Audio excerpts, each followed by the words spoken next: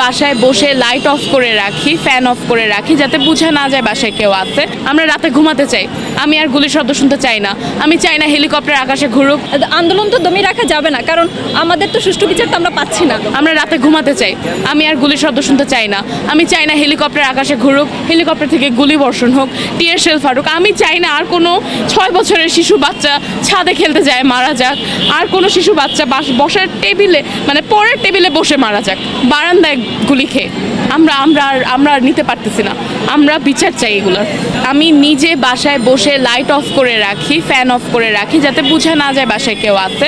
আমি নিজে গুলির আওয়াজ পাই, বাসায় রেড দেওয়া হয়, এগুলোর সব ফুটেজ ফোন সব কিছুই আছে আমাদের ফোনে থাকে, দেখে আমাদের ফোনটা এইভাবে চেক করা হয়। আমরা ফোনে তাই কিছু রাখি না। তবে ইন্টারন্যাশনাল মিডিয়া, আল জাজিরা বলেন, CNN বলেন, BBC বলেন, ইন্ডিয়ান অনেক ইন্টারন্যাশনাল মিডিয়াও কভার করেছে এটা। এগুলো মিথ্যা না। রেট দেওয়া হচ্ছে, আমাদের স্টুডেন্ট কমে গেছে। আপনারা এখানে দেখবেন না, আগে জুলাইয়ের 1 তারিখে যতগুলো স্টুডেন্ট ছিল আপনারা এখানে দেখবেন না, কারণ তাদের বেশিরভাগ আহত, নিহত আর আটক। আমরা চাই এই আহত আর নিহত ফ্যামিলিদেরকে কম্পেনসেশন দেওয়া হোক। আমরা চাই আমার আটক ভাই বোনদেরকে ছাড়া হোক, যাদেরকে এভাবে অন্যায়ভাবে মারা হয়েছে, আমাদের ভাই বোনদেরকে যেভাবে জেইলে ভরা হইতেছে, যেভাবে রিমান্ডে নেওয়া হচ্ছে, যেভাবে ডিটেইন করা হচ্ছে, আমরা শুধু এইটার বিচার চাই। আমরা চাই আমাদের ভাই বোনদেরকে ছেড়ে দেওয়া হোক, আমাদের 9 দফা দাবি মেনে নেওয়া হোক, আমাদের সমন্বয়কদের ছেড়ে দেওয়া হোক।